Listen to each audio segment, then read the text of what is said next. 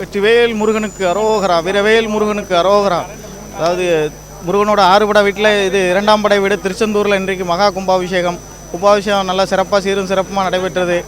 திருச்செந்தூர் நம்ம கடற்கரையோடு சேர்ந்த கோயிலுங்கிறது அது ஒரு தனி சிறப்பு.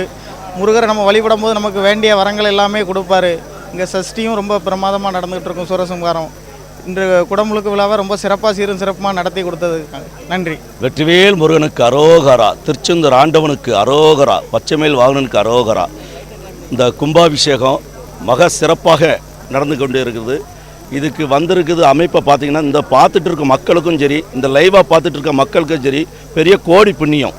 ஏன்னா கும்பாபிஷேகங்கிறது ஒரு ஜென்மம் இல்லை, 7 ஜென்மத்துக்கு ஒரு கும்பாபிஷேகத்தை பார்த்தா, அதுவும் 6 படையில் 2ஆவது படை திருச்செந்தூர்.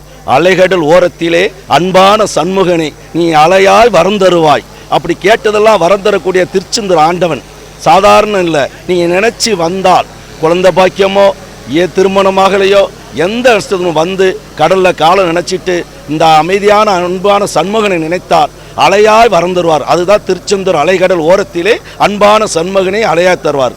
பெரும் பாக்கியம் இந்த மக்களுக்கும் சரி. அதேமாதிரி இதை ஏற்பாடு செய்த தமிழக அரசுக்கும் இதற்கு நன்கொடை கொடுத்த நமது சிவநாடார் அவர்களுக்கும் அவர்கள் குடும்பத்தார்களுக்கும் மக்கள் சார்பாக எங்கள் பெரிய நன்றியை தெரிவித்துக் கொள்கிறேன். இது திருச்செந்தூருடைய குடமுழுக்குக்கு நம்ம எல்லாரும் வந்திருக்கிறோம்.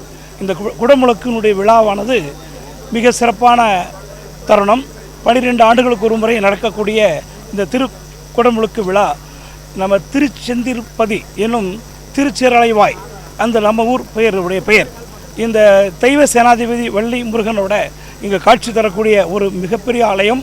நம்மளுடைய தென் மாவட்டங்களிலே பிரசித்தி பெற்ற பெரிய ஆலயத்தில் இதுவும் ஒரு பெரிய ஆலயம். இது குரு ஸ்தலம் என்று சொல்வார்கள். குரு நம்மளுக்கெல்லாம் குரு பகவானுடைய குரு ஞானம் உதித்த அந்த ஸ்தலமானது இந்த ஸ்தலம்.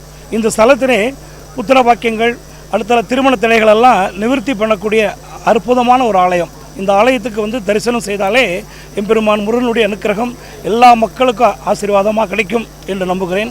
வாழ்க வளமுடன்.